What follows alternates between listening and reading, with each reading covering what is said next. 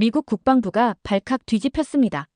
세계 최고의 미 군사력을 연구하는 다르파 기관에서도 비상 소집이 떨어졌습니다. 이 기관 소속의 한 전문 분석가가 한국의 비밀 군사시설에서 평소 상상도 못할 광경을 목격했다고 하는데요. 과연 무슨 일이 벌어졌길래 미국은 물론 전 세계가 충격에 빠졌는지 그 진실이 이제 막 수면 위로 드러나려 하고 있습니다. 안녕하세요, 여러분. 이 사건의 중심에 있는 찰스 로웰이라는 사람의 이야기를 들려드릴게요. 찰스는 매일 아침 정확히 6시에 일어나고 있었어요. 지난 15년 동안 한 번도 어긴 적이 없는 습관이었죠.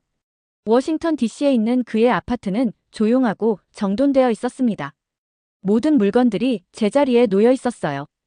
커피잔은 커피 머신 옆에 준비되어 있었고 서류 가득한 가방은 문 옆에 놓여 있었습니다. 찰스 로웰은 42살이고 미국 군사 결정의 중심지인 오각형 건물인 펜타곤에서 분석가로 일하고 있었어요.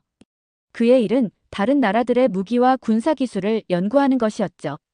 어느 나라가 가장 강한 군대, 가장 빠른 비행기, 가장 발전된 함선을 가지고 있는지에 대한 보고서를 쓰고 있었습니다. 찰스는 한 가지 단순한 진리를 바탕으로 자신의 경력을 쌓아왔어요.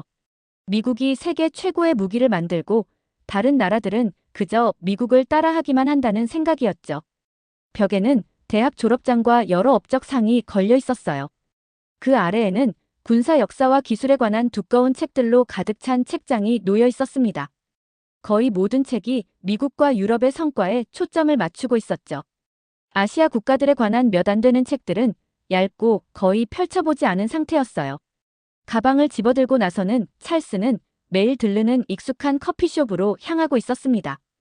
평소 것으로 드릴까요, 로엘 씨? 찰스의 주문을 외우고 있는 바리스타 자넷이 물어보고 있었어요. 네, 감사합니다. 찰스는 이미 휴대폰으로 아침 뉴스 업데이트를 확인하며 대답하고 있었죠. 20분 후, 찰스는 펜타곤 보안 검색대를 통과하고 있었습니다. 경비원들이 그에게 고개를 끄덕였어요. 매일 그를 보고 있었으니까요. 그의 사무실은 3층에 있었는데 멀리 워싱턴 기념탑이 보이는 작은 방이었습니다. 벽에는 지도와 미국 항공모함, 전투기 사진들이 붙어 있었어요. 책상은 깔끔했고 중요도 순으로 정리된 서류 더미가 놓여 있었습니다. 자리에 앉아 찰스는 아침 일과를 시작하고 있었어요. 전 세계의 보고서를 읽고 있었죠. 대부분의 보고서에서 한국은 잠깐 언급될 뿐이었습니다. 찰스는 항상 한국을 미국의 보호에 의존하는 작은 나라로 생각해왔어요. 그들은 미국 무기를 사거나 단순히 복제한다고 생각하고 있었죠. 적어도 그게 찰스가 항상 믿어왔던 것이었습니다. 그날도 평소처럼 흘러가고 있었어요. 그런데 오후 2시 15분, 갑자기 사무실 문이 열렸습니다. 찰스의 상사인 레이몬드 스미스가 노크도 없이 들어오고 있었어요. 이건 매우 이례적인 일이었죠.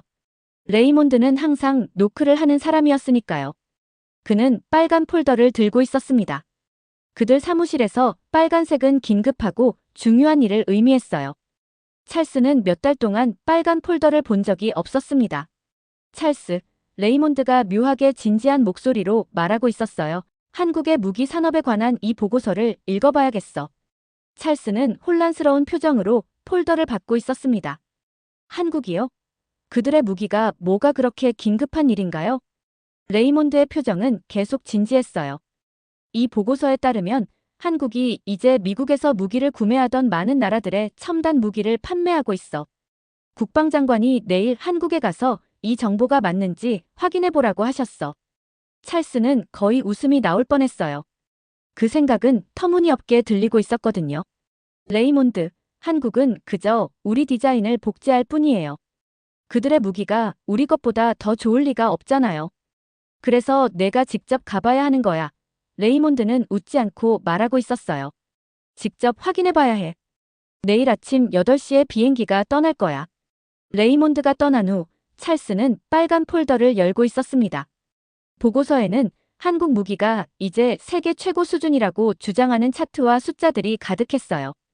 여러 나라들이 미국 것 대신 한국의 탱크, 함선, 비행기를 선택하고 있다는 내용이었죠.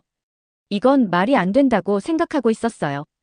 누군가가 이 숫자들을 잘못 계산한 게 틀림없었습니다. 그날 밤 찰스는 아파트에서 책과 노트북 화면에 둘러싸여 있었어요. 한국의 군사 기술에 관한 정보를 검색하고 있었죠. 대부분의 자료는 그가 이미 믿고 있던 것을 확인해주고 있었습니다. 한국 무기는 그저 미국 디자인의 복제품일 뿐이라고요. 하지만 몇몇 최근 기사들은 빨간 폴더의 주장과 일치하는 듯 했어요. 찰스는 이 불필요한 여행이 짜증나면서도 천천히 여행 가방을 꾸리고 있었습니다. 한국에 가서 빨리 둘러보고 그들의 기술이 별것 아니라는 보고서를 쓴 다음 돌아오면 될 거라 생각하고 있었어요. 이 모든 상황은 일주일 안에 잊혀질 것이라고 믿고 있었죠. 이 임무가 정말 싫어요. 비행기 타기 전날 밤 알람을 이른 아침으로 맞추며 옷을 여행 가방에 던져 넣으면서 찰스는 계속 그 생각만 하고 있었어요. 왜 굳이 한국까지 보내는 걸까요? 찾게 될 결과는 이미 알고 있는데 말이죠. 한국의 무기는 그저 미국 것을 베낀 것일 뿐이라고요. 미국의 보호가 필요한 작은 나라일 뿐이라고 생각하고 있었어요. 찰스는 그날 밤 11시에 아파트에서 레이몬드에게 전화를 걸고 있었습니다. 이번 출장은 시간 낭비예요. 그는 말하고 있었어요. 여기서도 보고서를 쓸 수 있다고요. 전화기 너머로 레이몬드의 목소리가 지친 듯 들리고 있었습니다. 찰스, 이건 중요한 일이야. 국방장관님이 현장에서 직접 확인하길 원하셔. 바로 내 눈으로 말이야. 저는 20년 동안 세계의 무기 시스템을 연구해왔어요. 찰스는 반박하고 있었죠. 한국이 가진 것을 알고 있다고요. 특별한 건 없어요. 그렇다면 그걸 확인하는 건 쉬울 거야. 레이몬드가 대답했어요. 혹시 뭔가 다른 걸 발견하게 될까봐 두려운 건 아니지? 그 말이 찰스의 마음을 찔렀습니다. 두려운 게 아니었어요. 자신이 알고 있는 것에 확신이 있었을 뿐이었죠. 화가 난 채로 전화를 끊고 잠자리에 들면서 알람을 새벽 5시로 맞추고 있었어요. 다음 날 아침은 택시, 보안 검색대, 그리고 긴 비행으로 어지럽게 흘러가고 있었습니다. 비행기에서는 거의 잠을 이루지 못했어요. 대신 한국에 관한 더 많은 보고서를 읽으며 데이터에서 오류를 찾아보고 있었죠. 14시간 후 인천국제공항을 향해 비행기가 하강하기 시작했습니다. 첫 번째 놀라움은 터미널에 들어서는 순간 찰스를 강타했어요. 이건 그가 예상했던 것과는 달랐습니다. 공항이 엄청나게 크고 깨끗하게 정돈되어 있었으며 미국의 어떤 공항보다도 현대적이었어요. 사람들은 얼굴 인식기계를 통해 효율적으로 보안 검색을 통과하고 있었고 작은 로봇들이 게이트 사이를 미끄러지듯 다니며 승객들을 안내하고 있었습니다. 찰스는 자신에게 다가오는 로봇을 빤히 쳐다보고 있었어요. 로봇이 완벽한 영어로 말하고 있었습니다. 인천공항에 오신 것을 환영합니다. 길 안내가 필요하신가요? 이건 찰스가 한국에 대해 생각했던 것과 맞지 않았어요. 전에 방문했던 개발도상국들처럼 덜 발전된 모습을 예상했었거든요. 깔끔한 군복을 입은 한 남자가 찰스에게 다가오고 있었습니다. 로엘 씨, 저는 김민수 대령입니다. 체류 기간 동안 안내를 맡게 되었습니다. 찰스는 그와 악수하면서 그의 완벽한 영어에 억양이 전혀 없다는 것을 알아챘어요. 김 대령은 찰스의 펜타곤 신분증이나 미국 시민권에 별로 감명받지 않는 듯 했습니다. 더 강력한 나라에서 온 중요한 방문객이 아니라 동등한 사람으로 대하고 있었어요. 우리의 방위 능력을 평가하러 오셨다고 알고 있습니다. 그가 말했습니다. 특정 주장을 확인하러 왔습니다. 찰스는 자신의 권위를 유지하려고 정정하고 있었어요. 김 대령의 살짝 미소 짓는 표정에서 그가 찰스의 속내를 꿰뚫어보고 있다는 느낌이 들었습니다. 물론이죠. 그럼 시작하겠습니다. 우리는 세련된 전기차에 올라타 분주한 거리를 조용히 달리고 있었어요. 서울은 다시 한번 찰스를 놀라게 했습니다. 도시는 디지털 광고판, 효율적인 교통 시스템으로 가득 차 있었어요. 사람들은 목적을 가지고 걸어 다니고 있었고 많은 이들이 세련된 옷을 입고 찰스의 휴대폰보다 더 진보된 것처럼 보이는 기기들을 사용하고 있었습니다. 한국은 처음 방문하시나요? 김 대령이 물었습니다. 네, 하지만 한국 군대에 대해서는 광범위하게 연구해왔습니다. 보고서와 간접적인 정보를 통해서겠죠. 그는 질문이 아닌 사실의 진술로 대답하고 있었습니다.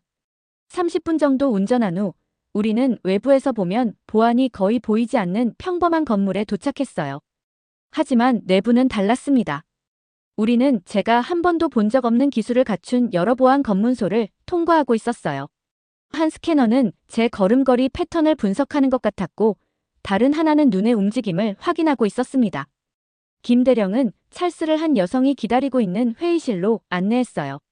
그녀는 비즈니스 옷 위에 단순한 실험실 가운을 입고 있었고, 조용한 지성이 느껴지고 있었습니다. 이분은 우리의 선임 연구원인 이정은 박사입니다. 김 대령이 그녀를 소개했어요. 이 박사는 시간을 낭비하지 않았습니다. 그녀가 테이블 중앙의 디스플레이를 활성화하자 갑자기 3차원 이미지가 공중에 떠 있었어요.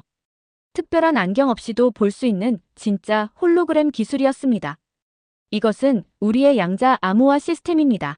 그녀는 다른 지점들을 연결하는 빛의 네트워크를 보여주며 설명하고 있었어요. 현재 모든 군사 통신을 보호하고 있습니다. 찰스는 놀라움을 감추려고 노력하고 있었습니다. 우리 미국 국방고등연구계획국인 다르파가 개발 중인 것과 비슷한가요? 이 박사는 공손하게 미소 지으며 말했어요. 우리 시스템은 3년 동안 운용되어 왔습니다. 미국의 시스템은 아직 테스트 단계에 있는 것으로 알고 있는데요.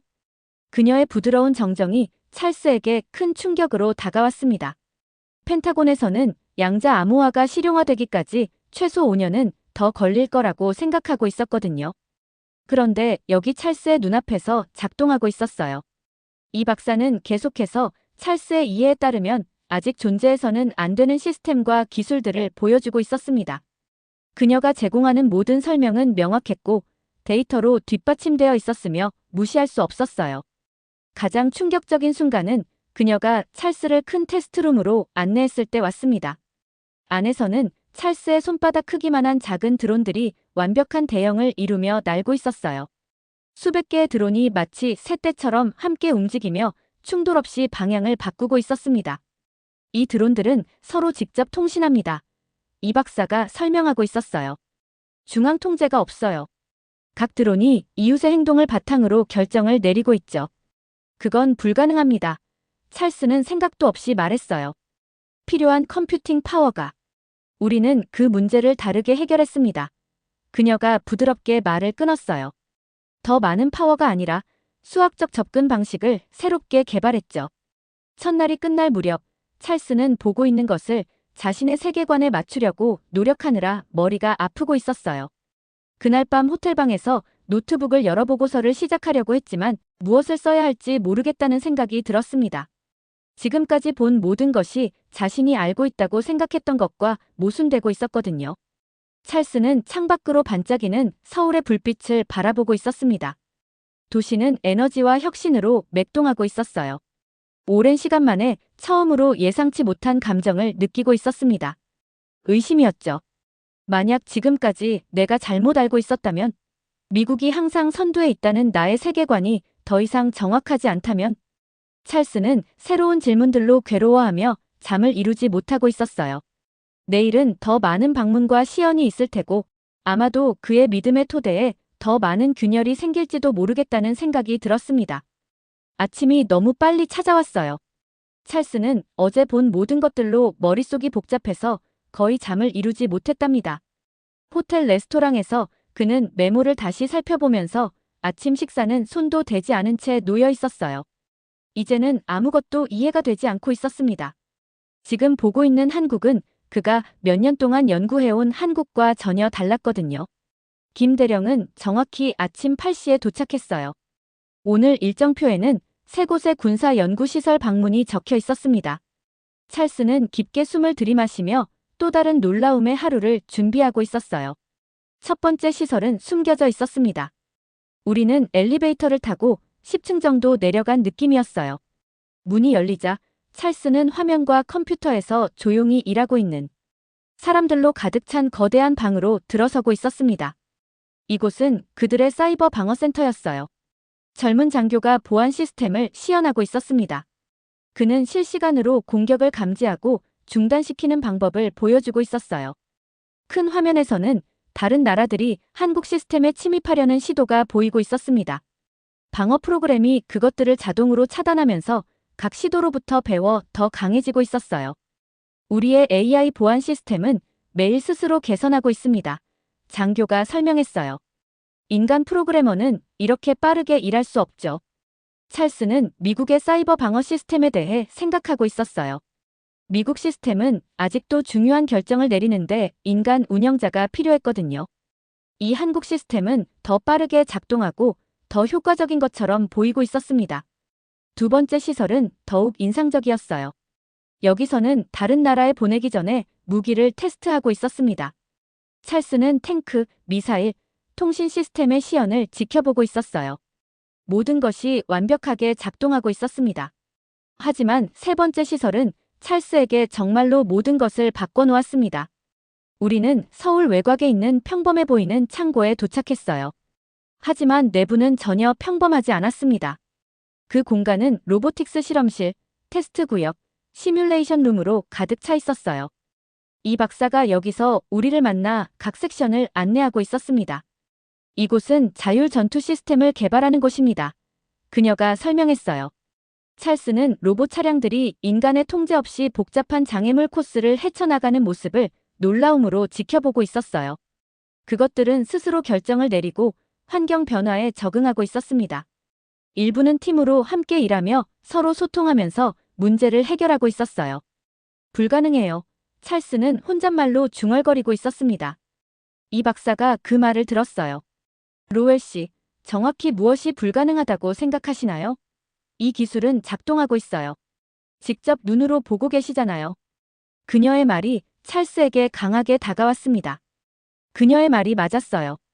그 기술은 바로 눈앞에서 완벽하게 작동하고 있었습니다. 잘못된 것은 찰스의 이해였어요. 마지막 시연은 찰스를 완전히 무너뜨렸습니다. 이 박사는 그를 특별한 방으로 안내했는데 그곳에서 엔지니어들이 공중에 떠있는 빛나는 입자처럼 보이는 것과 함께 작업하고 있었어요. 이것은 우리의 양자통신 프로젝트입니다. 그녀가 설명했어요. 이제 우리는 어떤 두 지점 사이에서도 즉시 정보를 전송할 수 있으며 해킹으로부터 완전히 안전합니다. 찰스는 양자 물리학에 대해 충분히 알고 있어서 이것이 얼마나 혁명적인지 이해하고 있었어요.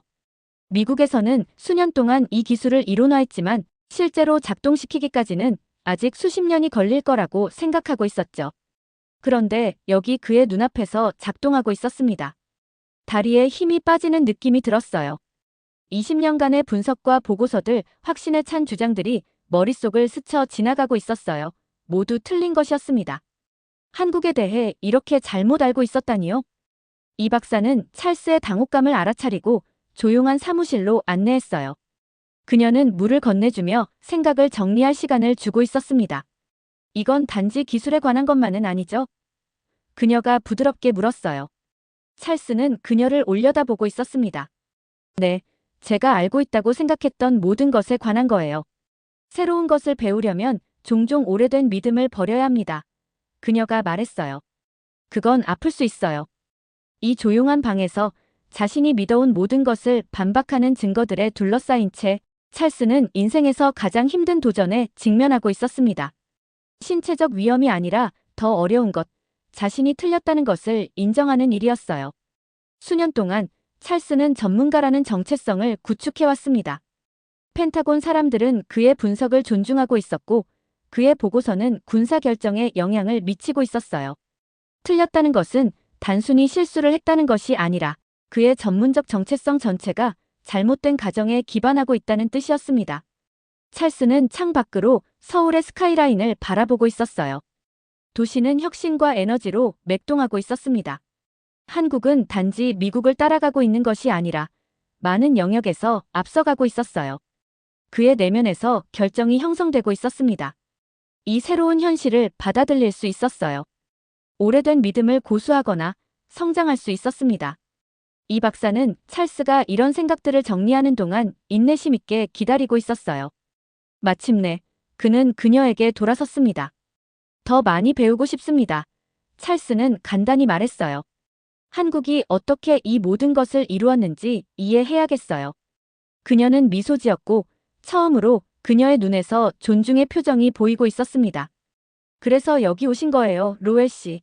직접 눈으로 진실을 보시라고요. 조용한 사무실을 나와 투어를 계속하면서 찰스의 내면에서 무언가가 변하고 있었어요. 미국의 우월함을 확신했던 예전의 찰스 로웰은 사라져가고 있었습니다.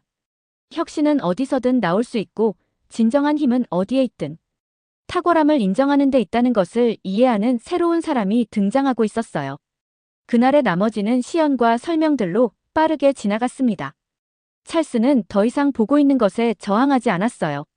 대신 도전하기 위해서가 아니라 이해하기 위해 상세한 메모를 작성하고 질문하면서 모든 것을 흡수하고 있었습니다. 저녁이 되자 지쳤지만 머릿속이 맑아진 상태로 호텔로 돌아왔어요. 쓰게 될 보고서가 마음속에서 형태를 갖추고 있었지만 그것은 레이몬드가 기대했던 것과는 전혀 달랐습니다. 동료들이 이것을 받아들이기는 쉽지 않겠지만 진실은 보통 그렇죠. 한국에서의 마지막 며칠이 빠르게 지나가고 있었어요. 이제 찰스는 진실에 눈을 뜨면서 모든 것을 다르게 보고 있었습니다. 한국 기술의 결함을 찾으려 하는 대신 그는 배울 수 있는 모든 것을 배우고 있었어요. 이 박사는 찰스의 변화를 금방 알아차렸습니다. 이제 질문이 달라졌네요. 우리가 우주연구센터를 걸으며 그녀가 말하고 있었어요.